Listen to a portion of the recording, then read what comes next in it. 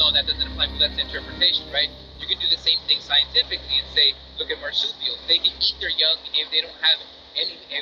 Marsupials have their offspring come out very young, like literally like a fetus, except that it's not inside, right? And they'll eat it in case like they don't have any food around them, right? And you can say that the name of the game scientifically, is to have offspring. They can live longer and have offspring themselves. And having offspring at a bad time would be negative for that person, or that creature. So if they could get rid of that, they wouldn't have that problem. They can have that offspring when they choose. That would be scientifically and evolutionarily better for them. So it comes down to interpretation. That's what I'm trying to say. Like, you cannot get away from making this like a moral point of view, like so Tone, what I would say to you, Tone, is, again, I would adjust my approach depending on who I'm talking to. Just like I can back it up scientifically, I can back it up with scripture as well. But I cater to the audience that I'm dealing with. It's just like when you think from the spiritual perspective, I'm not going to win somebody to the kingdom of God beating them upside the head with the Bible. Do you understand what I'm saying? I got to find the common ground with them. And to continue the conversation. So if I come to someone like, listen to what Set Free is saying. Missy knows and Madame knows, they just came out of that room. If I go into that room, into a place with those individuals talking about the Bible, they're not going to receive anything that I'm saying. So I have to adjust my approach. Does that make sense, Tony?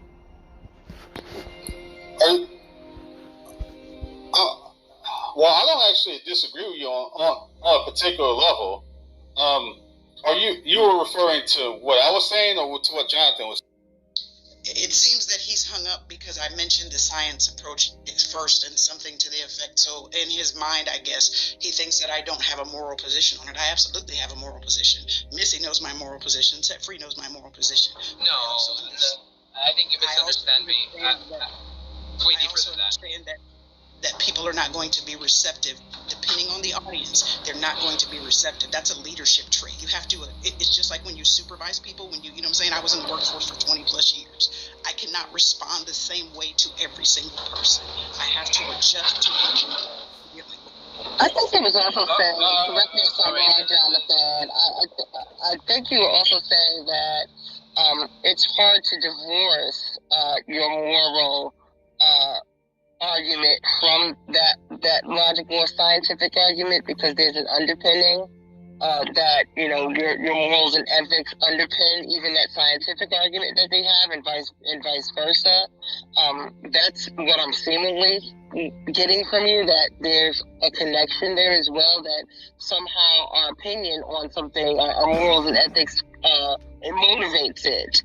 You can't like divorce the two from one another. We can state them separately, as Krishanda has said, and I do it quite often. I do it all the time. But I do have different positions based on, and I believe one supports the other based on my, both logically, biblically, etc.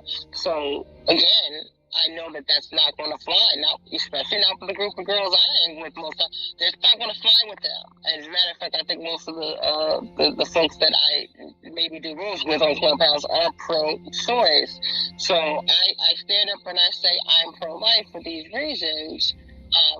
And people do listen, because I do have an argument to make that is both based on morals and ethics and on science. So and people respect that, though they may not agree. So that, I think, going in it with both things in mind is an important thing, but also, like Cassandra said, like Tona said, knowing your audience is also extremely important, because I know I'm not going to get through to maybe 90% of the people that I'm in at least some community with, because they see this issue very, very differently and see this as a matter of their own freedom and their own rights being entrenched on. And I understand the arguments, but I already have my moral and ethical position on it. I hope that makes sense, and I hope that gets to the root of what you were trying to say. I hope I'm not. And here's what I'm trying to explain to you, John. I'm saying to you, we can look at what someone is saying, because you are right that there's what are called the facts versus the interpretation of the facts. You are correct about that. What I'm saying is, if I take someone who is just coming up with a different interpretation of the facts, what I'm doing is I'm going to say, hey, let's take this interpretation that you give and see if it stands up to scrutiny.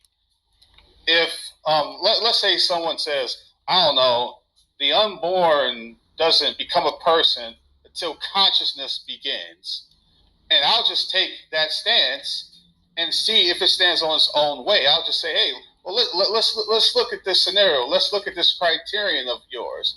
If consciousness is the defining line in which where rights or value begins, then I'll just simply say, what about other contexts in which there's no consciousness?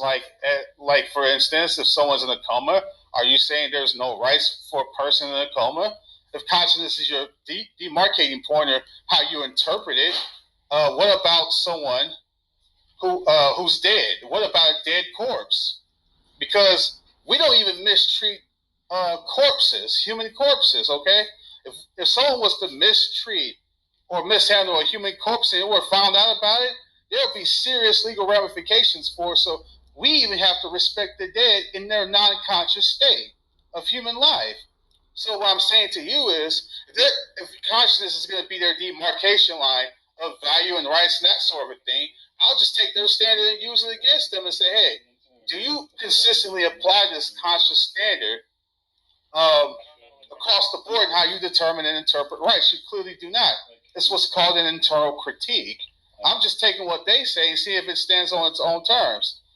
Yeah. The fact that someone has a different interpretation doesn't mean that you can't show how their own foundation doesn't crumble under. That's true, but then my point that I'm trying to make here, right, is the necessity to include the moral stances, right? Because here's something you're not going to be able to argue me out of, right? But it's morally bankrupt, right? But because it's morally bankrupt, it's just scientific. You're not going to have anything to say that's not moral. Your critique doesn't have to be moral about it. And I'm going to say I don't subscribe to those lines. You're going to have nothing to say. Hey, and I don't believe this, right? But just to show you, just for argument's sake, right? Hey, women having the ability to choose when their children are born gives us higher chances of survival, since they get to choose when. Also put them in better economic situations. Plus, marsupials can do it as well. So if the goal of life supposedly is to have offspring, this is the best point of view. Now try to destroy that point without using moral factors. You won't be able to, because the question essentially is moral, right? So that's one of my biggest points of view, right? Like acceptance that the question is moral in nature, right? And then the understanding that it needs to work for society, and it also needs to work in all the other laws, which is why your point on saying, oh, if it starts at consciousness, which I don't exactly agree with, right? Because no one can pin down consciousness or when life, like the word life, as we all use it, right? Starts, right? That's the issue, right? And that was the point that I was trying to make, that even within the scientific literature, when say life starts here blank, the term life, and the reason why there isn't a peer-reviewed journal, why it wasn't me being petty, right, is because there isn't a study of when life starts, because it's a very ambiguous term, and we've left it ambiguous for the necessity of our society, right? We've left it like that on purpose, right? So it's not, if you're talking about like when RNA starts reproducing to do similar DNA, then you can have a conversation there. We can pinpoint the moment, right? But this is a consensus rather than a peer review, because no one is investigating it, right? And I don't think that even if we did investigate it, we would find some other point. It's because this essentially has been, it will always be a moral dilemma, right? And that's what I'm trying to get at in this conversation. Is not to try to put anybody down. I'm sorry it wasn't more clear about the difference between a scientific consensus and a peer review, but it does point out to the fact that even within the scientific community, this is still, in a very weird way, a moral stance, right? Rather than a scientific one, right? We've chosen a specific moment that we believe the natural processes will inevitably lead to a life, and because of the lack of our conscious action stopping that, after that checkpoint or after that mark, we demarcate it as the start of life. Separate our unconscious actions that our body does from our conscious actions, right? And that is philosophically profound, and that is at the basis of all of this conversation, right? Yet people will try to simplify it, and we shouldn't, because the question in itself is complex. A better understanding of what we're really trying to separate when we say we can't prevent it or we can't do this, like putting it into statement like, no, this is where my conscious actions can no longer have an effect on what the body is going to do, right? That is the divorce between my consciousness and my body. It is like a natural process that I subscribe to, and because I have no choice, like I don't have a choice, I can't take a pill back in time and stop that from happening. I assign that as the start of life. You divorce yourself from the start of life, and that is a very Western idea, right? And there's a necessity to have a conversation about that, right? Like there's a necessity because that doesn't happen everywhere around the world. Now, I do agree with you. It's ultimately a moral question. I don't dispute that. In fact, that's my focal point of argumentation whenever I'm having this issue on a regular basis. What I am saying to you is, if someone is going to make a scientific point, I'm going to see if they seriously believe in their so-called scientific point. I'm going to say, if you're telling me out of your mouth that you're appealing to a scientific point of view, then I'm going to see how serious you believe it by asking you questions based on what seems to be the general consensus or the general view of what's in the science. And we have to go by what we know, not what we don't know. And there's a lot of things that we have discovered that's pretty much been universally agreed, and it's not arbitrary. It's just that when we come to certain conclusions scientifically, we come to certain conclusions until we have strong enough evidence to think otherwise. Like in terms of the conception question, like we say, human life begins at conception. We're talking about the biological essence of human life. Unless we got standalone, doesn't encompass 50% of the genetic blueprint. Anytime you're talking about a human, you're talking about an entity that encompasses 100% of the genetic blueprint necessarily. So the idea is this, and I'm not saying I'm some advocate of the morning after pill or something like that. And there is a serious question that has to be discussed, and I would agree with you on that level. But that would only just speak to the aspect of, if you want me to get more biblical, if you want me to get more of a sort of a metaphysical sort of a standpoint, that would speak to hold on.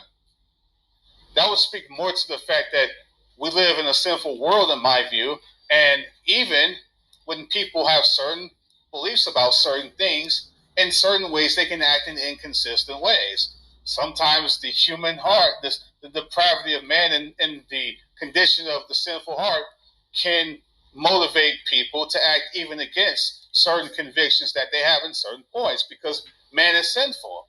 So what you're really talking about is the idea that in certain areas, people will go against certain things they say. It's simply because we live in a sinful, fallen world. It has no bearing or argument against like the pro-life stance or anything like that. One can act in an inconsistent way in certain elements and still have a 100% morally solid position. That just means that they may act in inconsistent ways due to the fact that they have sin in their lives. That doesn't mean their argument for against abortion rights or anything like that is invalid. The fact that someone may be inconsistent with some of their moral standpoints doesn't provide any arguments necessarily that their position is wrong. You're just talking about how someone will behave, not necessarily whether their position fundamentally is legit or illegitimate. Yeah, like this whole debate, like between both sides, is filled with inconsistencies, right? Because at some sides, the people that are pro-life, some of them say, yeah, but I'm not cool with people aborting babies when they're literally like 2 weeks away from giving birth. That's horrible, right? And on the pro-life side, you're like, life begins at a conception, yet I'm okay with the after-day pill, right? And the reason why I'm trying to define them, like I understand that people have a bunch of caveats, and to be honest, a lot of this doesn't affect a lot of people. I think most of us in the room have been safe enough not to have to encounter a problem like this because we're responsible, right? But I'm not going to like imply what other people who will go through this are responsible or not. But my thing is because it's a societal question, right? Because this is a question that affects people who are all types of Christians, all types of people that live in America, right? Even with the Christians, their disagreements are an after-day pills or like even like contraceptives, you know? There is that part between, right, that like the after-day pill, and then there's an abortion, right? There's two types of abortions that I know of, right? I'm the expert on abortions. One where it's surgical, where the embryo is removed, and one where the embryo is not really formed yet, right? And like you said, it doesn't have all the parts yet. It's like a couple of weeks done, like a couple of weeks in, so it still has it hasn't formed completely, and you take a special type of pill to then eliminate that, right? And it will. So I don't know. There's so many points, right? And I throughout this whole argument, I can't help but I don't know if you heard about the Buddhist idea, Gigi Mugi, describe life as a spider web filled with droplets, and the droplets are what we call events in our life. Yet there is no stop or pause between events. There's only continuity. And I think that's what we try to do with this abortion thing, right? There is no start, there is no stop, right? Like from the moment that you look at it from a scientific point of view, free will, you really can't explain free will in a scientific point of view, right? So there is no start or stop to your actions, right? So, same thing with an embryo. The moment of conception is just a long line of events that was going to lead to that person's life. You're leading to a long chain of events that's going to lead to your great grandson's life if you choose to have kids and they choose to have one, right? But for society's sake, we need to put like a barrier somewhere, right? And where do we put that barrier, right? Where is it at the moment of conception? Because people who are pro-life are very fickle about this too, as are people that are pro-choice. Where do we put this barrier? Are we against all abortions, or are we just against the abortions that we don't like the ones where they take out the embryo through surgery? Can we unequivocally say that if we believe that life begins at conception, then after-day pills are the same thing as murdering the baby, like when you're 9 months old? Can we say that like a thief who steals $100 versus $1,000 are still both thieves?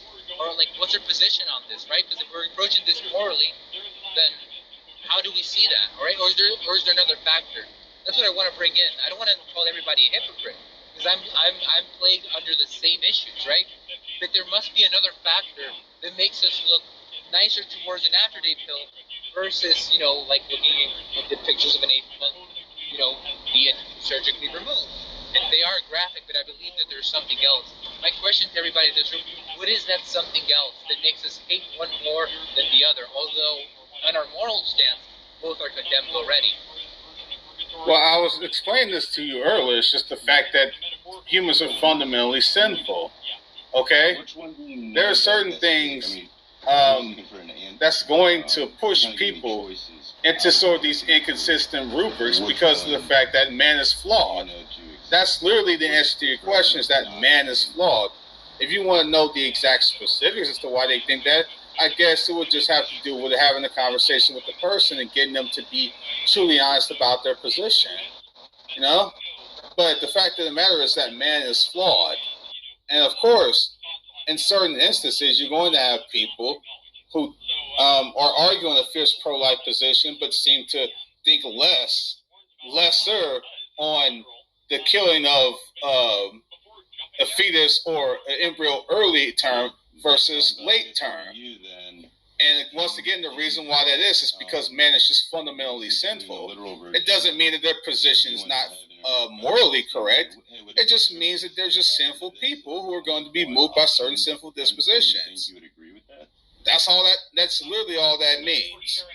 Yeah, but it's important to understand how did they get to that morally sinful position, right? Because that's close to society, right?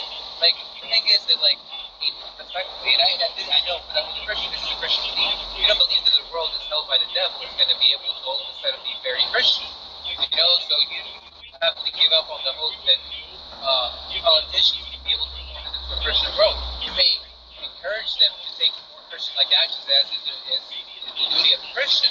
And I can agree with that, right? But you understand that society will inevitably at the moment by, this is a being safe, right? And so, for the time being, we're all kind of screwed if you look at it that way, right? But there is a necessity to make this shitty place at least a less shitty place. And we do that by realizing how are we sinful, right? We're going to murder, so how do we stop murder apparently? We're not going to fix it, we just need to manage it for the moment, right? So how do we manage this moral conundrum? Or at what point does our moral compass, it's already sinful, it's already corrupt because of original sin, at what point does it start to degrade in mass? Because that's where we need to draw the line, because we're not going to convince people to be Christians. We're not going to convince them to think that killing an embryo versus an 8-month-old is the same thing. We're not. Yet, and most people are going to move them along, right? Like most of the voters are going to affect, the decision. So if we can explain that, if we can write it down. Sorry, Ton and Jonathan, to interrupt. So, I'd like us to just close down this room soon, because the reason we started it was simply to have a space to celebrate this impending overturn of Roe v. Wade. Yeah, my apologies. I didn't mean for it to go off. No, it's okay. It's okay. I think it'll be great if maybe Jonathan could join you in a room where you're talking about, because you have these conversations pretty much every day, right? Where we talk about the pro-choice and pro-life positions. I think that would be fantastic. But I'd like us to, just focus a bit more on the topic of why we started this room in the first place, and then, just wrap up the room, because it is a recorded room, so I don't want it to go on, indefinitely. Well, if you're, it's very obvious to me that everybody's moral compass is in line with what Steve represents, right? And at the end of the day, that's the most you can ask of a human, to act by its morals. So I celebrate the fact that you all are celebrating. I would celebrate with you if I could understand better, like, what's my position on it, right? I just think it's a bit complex, but I'm very happy that morally for all this is a victory. I'm happy because I don't see any evil in anything you all are doing. Rather, you all feel this is good, and I'm happy to see that. That's great. That really is. I mean, I don't mean this in a distasteful way. I'm genuinely happy to see human beings that look at legislation pass that aligns with their morals and celebrates it, because people don't do that now. Oh, thank you, Jonathan. Appreciate that. All right, so AJF, is that the link you were looking for that you wanted to share with us? I think he might be busy in the middle of something. Okay, he's not able to talk? Not right now. Okay. All right, what link did he share? There's something in the chat from Lozier Institute. Okay, it's a scientific view of when life begins. I think it was when we were having a conversation earlier about the scientific consensus on when life begins. So he found us this reference. Cool, thanks AJF. I'll keep this in my bookmarks. All right, so I think I'm going to go ahead and shut down the room soon. There are so many rooms in my hallway, where people were just debating the pro-life and pro-choice positions on Roe v. Wade, and I just wanted to create a space where we could just acknowledge and celebrate what was about to happen, and I really hope it does go ahead, because I think it's just a draft decision that they've shared, so looking forward to the actual decision. I think what's probably going to happen is that you'll see some states where they go all out with legalizing abortion, and then other states where they really crack down on it. So it's probably going to be something that further polarizes the political space, but it is what it is. There's a line in the sand, and people are going to be on either side of that line at the end of the day. In a way, I'm actually glad that's going to happen, because it's going to reveal people's true dispositions on the issue. And Jonathan was talking about the moral landscape of it over and over again, and I agree with him on many levels. And if it shows that sort of a divide, then what people are really thinking is going to be exposed and manifested. So I'd rather know what people are actually thinking and why. What is motivating them to think and act in a certain way? And if that's what it takes to expose these people for what they are, then so be it. That's true, because it will actually force people to think about it, because it's been the default position for a few decades, which has meant that people at the local level don't actually have to think about it. But now that their states will be considering legislation to either legalize or ban abortions, then they'll be forced to really think about it and decide which way they want to vote, which I think is a positive development. A lot of people haven't actually scrutinize their view on abortion and why they believe what they believe. So hopefully this will actually create more conversations that need to be had on the subject. Amen. And to that. Alrighty, so I'm going to go ahead and close the room in the next 10 seconds. Thanks, Ton, for joining us in celebration. Thanks, AJF, for joining us. Thanks, Jonathan, for joining the conversation as well. Jonathan, I would suggest you follow Ton. He has a club where I think you'd be interested in having more conversations. Okay. Remember last time I had a chemical spill? Remember that, son? Oh, I remember you. Yeah. I forgot that was you? Man. I totally forgot that was you, man. Yeah, man. But I catch you later. That's how I got to the room. I followed you. Okay, cool, man. Good to talk to you again. All right, man. Good to talk to you, man. Awesome. All right. You take care, everyone. All right, see you on the other side. Bye-bye.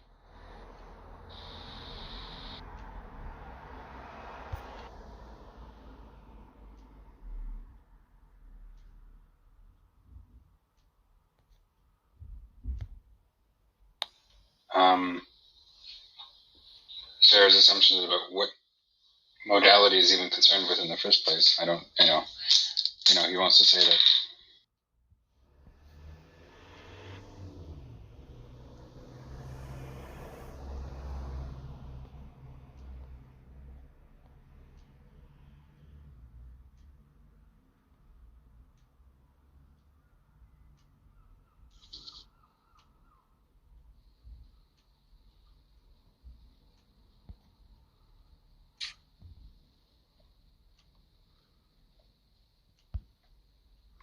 This is a guy. Hello, everybody. Thank you, guys, for listening to the replay. And this is what I fight for.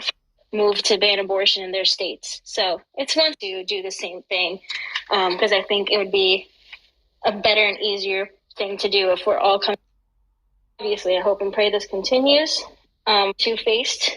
So I'm going to expect a lot more from my side as pro-lifers, and more from people who haven't been speaking up, who claim to be to them 100%. And I would go and I would actually help them out with ultrasound. So, yeah, just kind of wanted to make... Just want to say that this woman here, Chloe, she says she's a Christian, but she can't even spell. She's a Marionite Catholic. I got kicked out of a room on Clubhouse. No big deal, I'm not weeping over it, right? I'll tell you why it happened. She asked me if I accept Catholics as being Christian. I said no. And then I got booted out of the room by her. I think I recorded it. I was probably recording. It's on one of the ones that I did, so that's why I blocked her.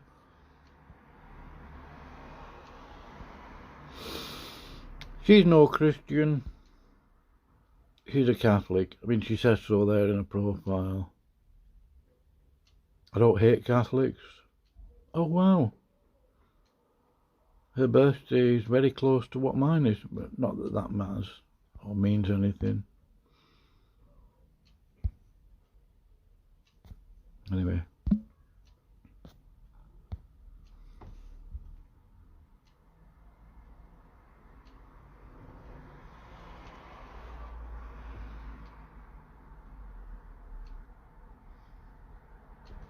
I'm looking forward to seeing Matthew debating Darth again. I find it really funny, actually, amusing. Right, I'm going to leave there, see what else is going on.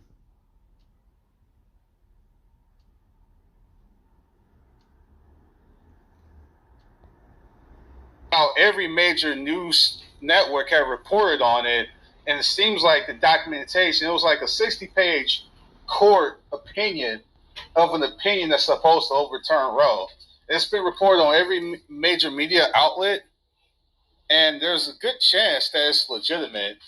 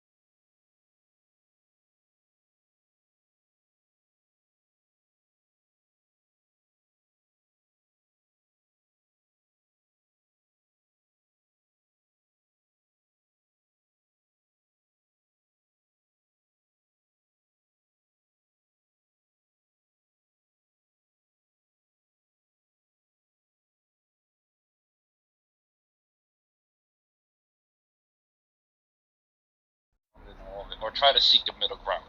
I think women should have the option if it is deemed necessary, but it shouldn't be the necessity. You get what I'm saying? And when I found out about Roe v. Wade possibly getting overturned, I thought for a second that this could be concerning. By the way, I should tell you, anybody who listens to this, I'm going to type his name on here so you can read it when you see the stream.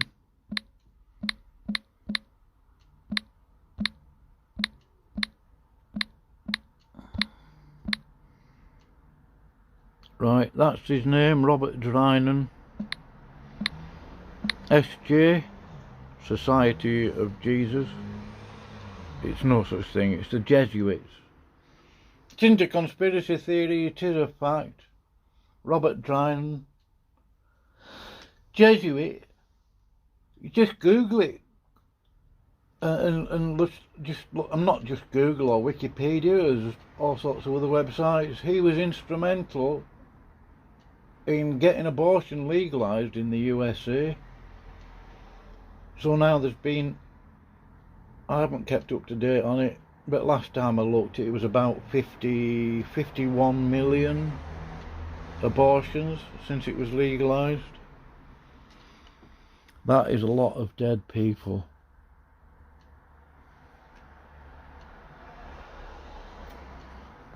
Anyway, I'm going to upload this now.